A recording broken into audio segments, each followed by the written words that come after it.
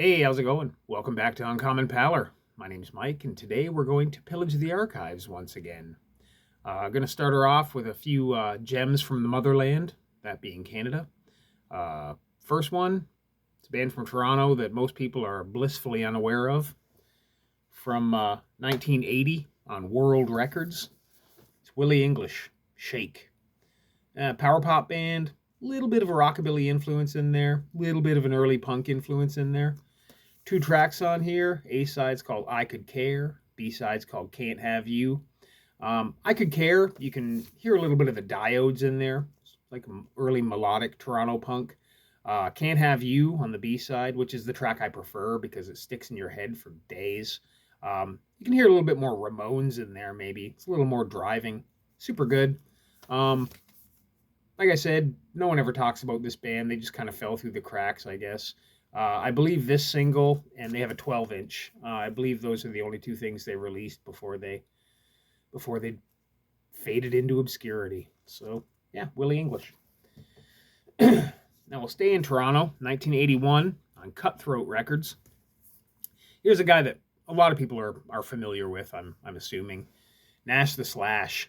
This is Dead Man's Curve, backed with Reactor Number 2. Nash The Slash, hugely influential to the early Toronto punk scene. Wrapped himself in bandages like the Invisible Man. Very strange. A-side, Dead Man's Curve, obviously is a Jane and Dean cover, done in a very minimalist way.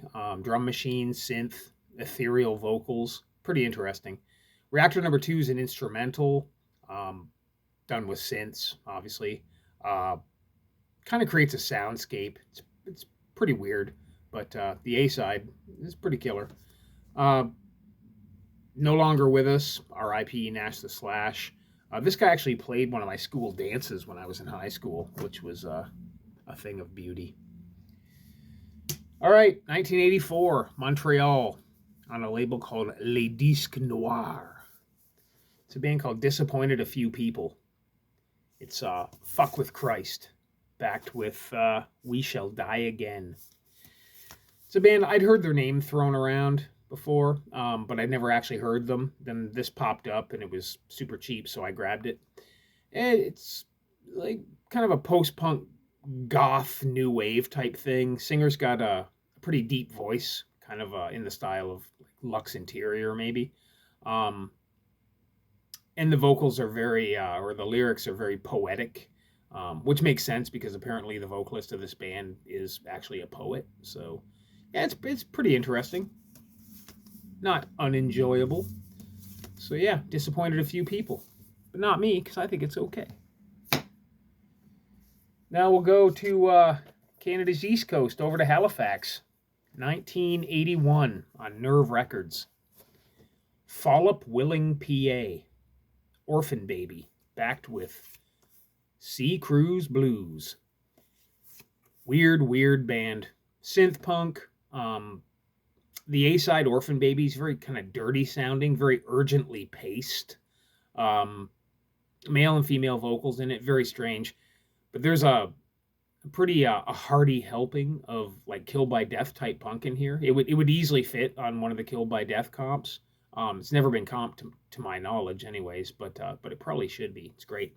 Sea Cruise Blues, not quite as good as the A-side. Obviously, it's got a nautical theme to it. There's a lot of like bleeps and bloops and blops and, synth nonsense going on in the background. Lots of rim shots on the drums.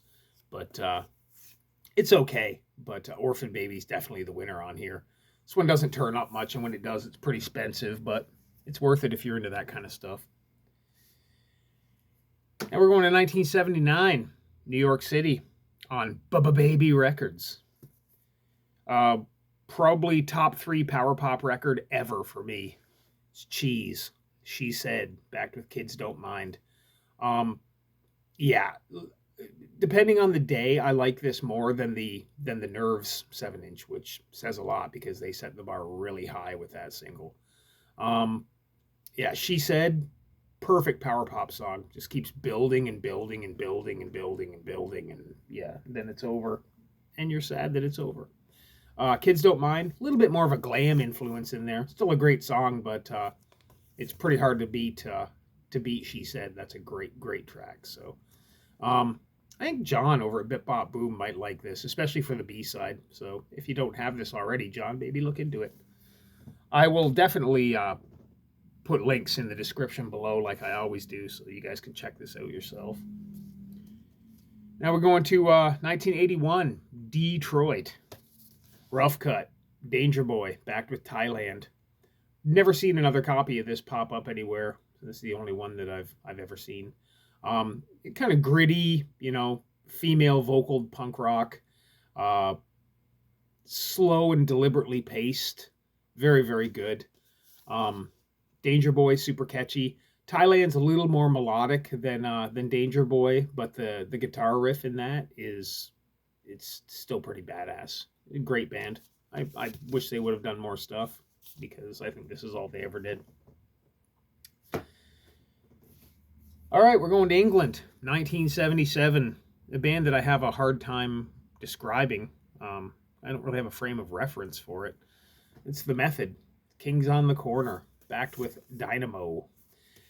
Just a loud, offbeat rock and roll band. There's a definite 60s influence in there. There's a saxophone skronking its way through once in a while. I know Dynamo was comped on, some comp. Guitar, I think it was the guitar player also played in Desperate Bicycles, who are a little more well-known than The Method. It's good. I have a hard time describing this because I don't know really what to compare it to. So, yeah, it's on Do It Records. So, yeah, if you get a chance to pick that up, do it. Also from England, 1979, a band called Dangerous Girls.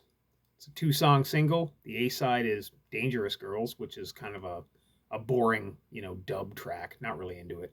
The B-side's called I Don't Want to Eat with the Family, which is great. It's hilarious. A little long for my taste, but it's all right. There is a line in the track that says, yum, yum, munchy, munchy, munchy. Instantly, I was hooked. You can file this under painfully British because that guy sounds painfully British. Super good. It's on Happy Face Records. Not too expensive if you want to track it down. Definitely worth it for the B-side. Now we go to Scotland, the land of Stevie. It's a band called Scars. Love Song. The B-side's called, is it Psycho Moto? Yeah, Psycho Moto. It's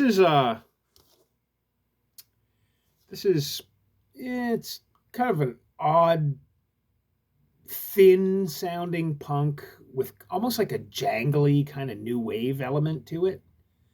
Both songs are pretty catchy. They're memorable. It's just kind of not what I expected. I expected it to be more just obnoxious, UK punk, but it's a little more on the new wave tip than I expected. It's really good.